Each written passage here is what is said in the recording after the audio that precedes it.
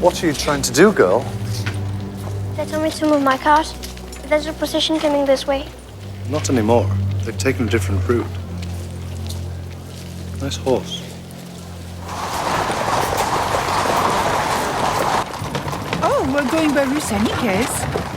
Fouché wants us to keep changing our itinerary as a security measure. Even on Christmas Eve, it's a holy night. And anyway, you have fewer enemies now. Even the press is unanimously singing your praises. I had to close down 60 newspapers to achieve that.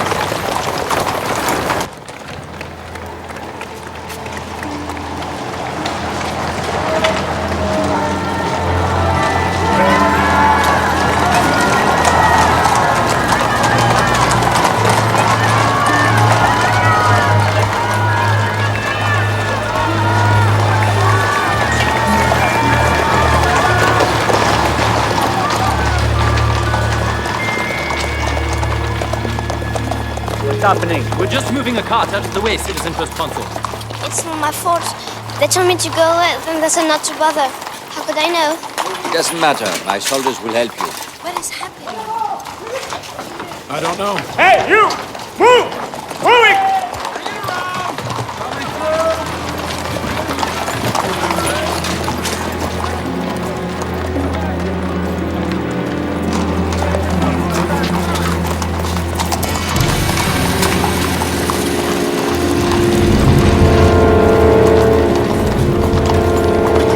What's your name?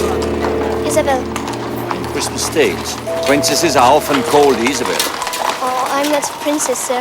Perhaps not tonight. Maybe tomorrow. You must believe in the future.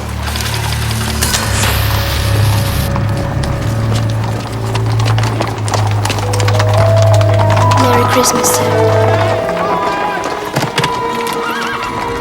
Poor child. What's the point of filling her head with dreams?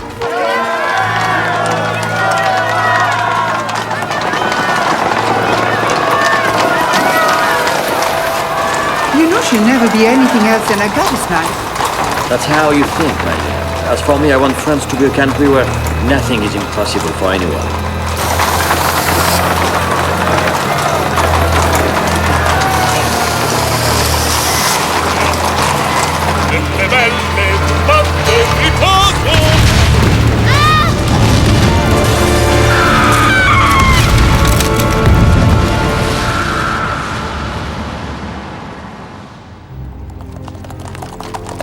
Don't stop! Drive on, for God's sake! Drive on! What's happened to the other carriage? My daughter! She was just behind us. Is she all right? Are there any casualties? Many dead. It's horrible.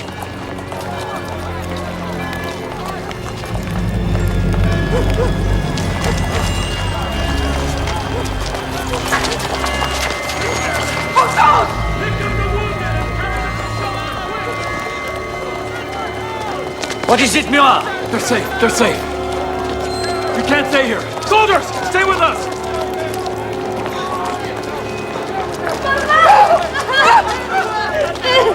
The little girl who was driving the cart. She's there.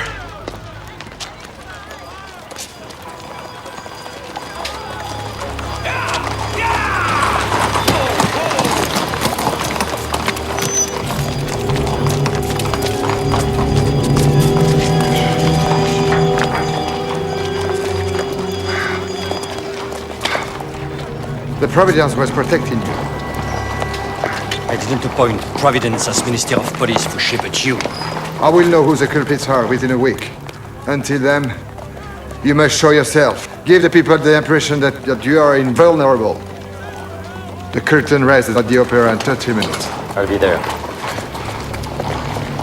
How old do you think she was? Hungry children always look younger. Gather up the remains of the horse! The poor are begging for the meat, sir. It's not meat. It's evidence. Go! My men showed the sketch of the horse to every dealer in Paris. One of them thought he remembered the man who he sold it to, a royalist agitator. So you conclude the crime was signed? Without a doubt. I have a doubt. The royalists claim to be inspired by God. They would never have picked Christmas Eve to carry out such a dreadful crime, and they would never have sacrificed an innocent child. History is filled with crimes committed in the name of God. Why would the royalists want me dead? I've put an end to the extremes of the revolution. Priests are no longer persecuted, and the emigre have been pardoned. Now, look for the culprits among those anarchists and rebels, those who long for the return of the reign of terror, the Jacobins. The Jacobins are political opponents, not assassins. Oh, really? But who sent Louis XVI and Marie Antoinette to the guillotine? After murdering a king and a queen, why should they think twice about me? Louis XVI and his Austrian woman were tried and condemned by the Supreme Tribunal. Their execution was perfectly legal. There is no connection between that and the brutal attack. It's enough, Fouché. If you don't agree with me, then go.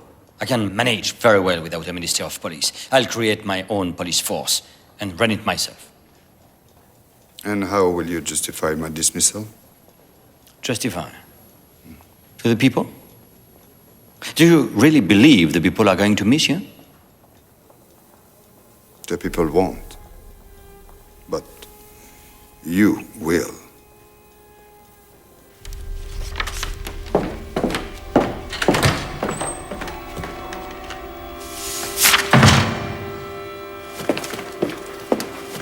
Ah, Monsieur Fouché. We've been looking for you, sir. We've had some information about the assassination attempt in the Rue Saint-Nicaise. I'm no longer in charge of that case, or any other. The first consul would be dealing with these matters himself from now on. But we've just arrested the man who bought the horse. He's called Carbon. François-Joseph Carbon. A Jacobin? A royalist. Aren't you going to tell the first consul? The first consul can go to hell. But I think that this is how France has ended up after the revolution. But that puffed up, arrogant little man makes me appreciate the terrorist point of view. So, the names of all the people involved in the assassination attempt in the Rue Saint-Nicaise and the confirmation that they were royalists. Fouché was right. Yes, I seem to remember saying at the time his disgrace was unwarranted. The man who set the bomb was guillotined this morning. All the others have been arrested and interrogated, and we've discovered this was just the first step in a plot to eliminate you and install a Prince of Bourbon as ruler of France. Which prince? That fat pig who calls himself Louis XVIII? No, he's too old and too feeble for such an adventure. Yes, but why not his brother, the Comte d'Artois? He fled to England, and he might have found money and support there. It's possible. The English are always enthusiastic when it's a question of getting rid of me. But d'Artois doesn't have the spirit. He's too timid and so stupid. Of course, you're right. I think we must look for someone younger, more hot-blooded, possibly even insane. Why not the Duc d'Enghien? Louis XVI's cousin. He meets all the criteria. He's a Bourbon. He's dashing enough to please the people. He's sophisticated enough to please the nobility. And the return to royalty is a sacred crusade for him. Recently, he's emigrated to Ettenheim in the Duchy of Bade. Which leaves him free to plot in peace. The Duchy of Bade is a sovereign state, and Enghien is under its protection. Yes, but I wouldn't call him completely unreachable. Ettenheim is only a few leagues away from the French border. A kidnapping? It's possible. But there would be a hell of a racket in the courts of Europe. And what you lose in foreign affairs, you make up at home. Even the most fervent revolutionaries would applaud your decision to be firm with the henchmen of the monarchy. Support from such men leaves me cold. They've shed too much blood. They voted for the king's death. Yes. And I wonder, what would you have done? I don't know. Of course you know. The revolution was irresistible. You would have done much the same as I did. You can't fight a tidal wave, and you needn't worry about this business with the Duc d'Enghien ending up like the butchery of Louis XVI. He shouldn't come to any harm, necessarily. But of course, that's up to you. and only you, to decide.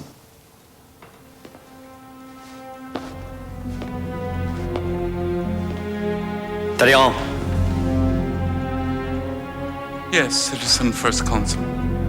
Who, in your opinion, is tactful enough to arrest Enghien and bring him back to France? What about Monsieur? How would you like to approach this, monsieur? With style and good manners, we shall knock politely on the front door. And what if he doesn't open it? In that case, I regret I shall be obliged to ask you to batter it down.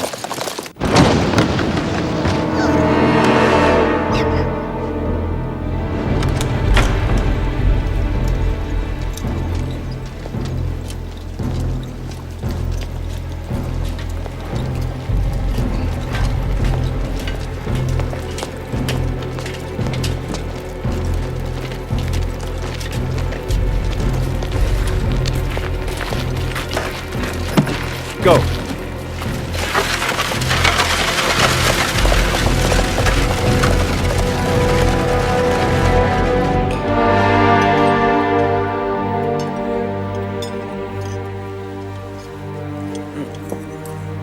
I'm not saying I don't want a child, but there is no rush. I have enough worries with my brothers and sisters. Setting them up, arranging their marriages. It would be better if you didn't get involved in their marriage. The match you made between your brother Louis and your wife's daughter is not a success. Only because Louis won't make an effort. Hortense is absolutely adorable.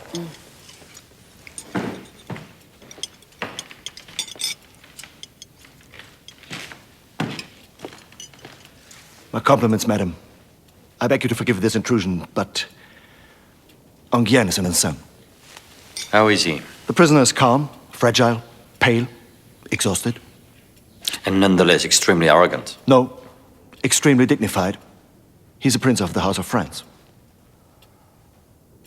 Thank you, Konako. Madam, bon appétit.